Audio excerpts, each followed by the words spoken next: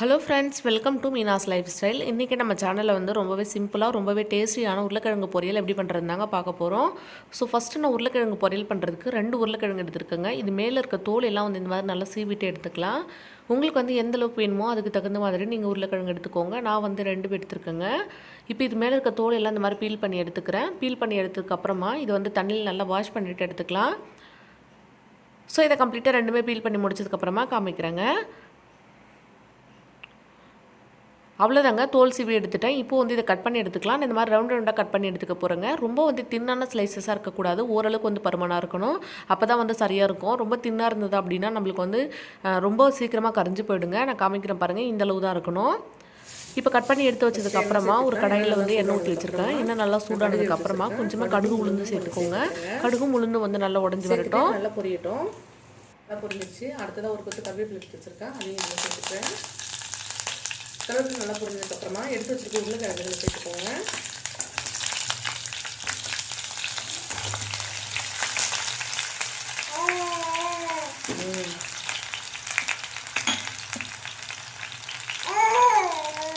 உருளைக்கிழங்கு சேர்த்ததுக்கப்புறமா இதுக்கு தேவையான அளவு நான் உப்பு சேர்த்துக்கிறேங்க.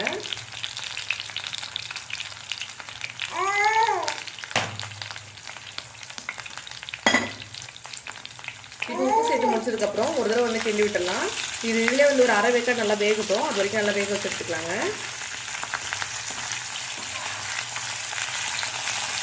ஸோ இது கூடவே நான் கொஞ்சம் மஞ்சள் தூளும் சேர்த்துக்கிறேன்.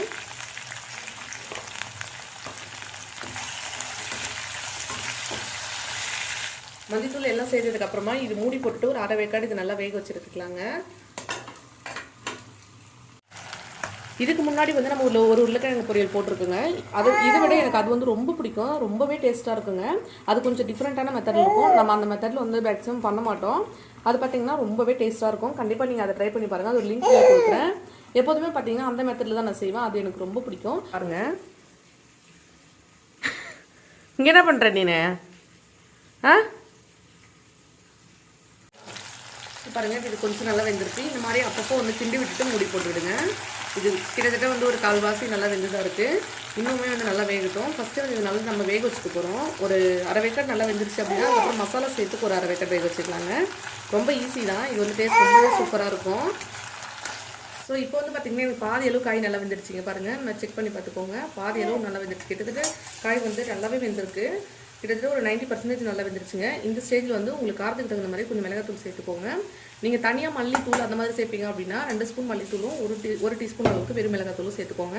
நான் வந்து 2 சேர்த்து அரைச்சி வச்சுருக்கேன் சாம்பார் தூள், அது சேர்த்துக்கிறேங்க. இது கூடவே வந்து கொஞ்சமாக நான் மிளகாத்தூள் சேர்த்துக்க போகிறேன். அதாவது வெறும் மிளகாத்தூள் சேர்க்க போகிறேன் ஒரு கலருக்காக.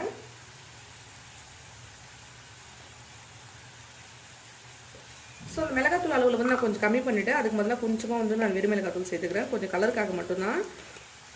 பாருங்கள், கொஞ்சமாக சேர்த்துக்கிறேன்.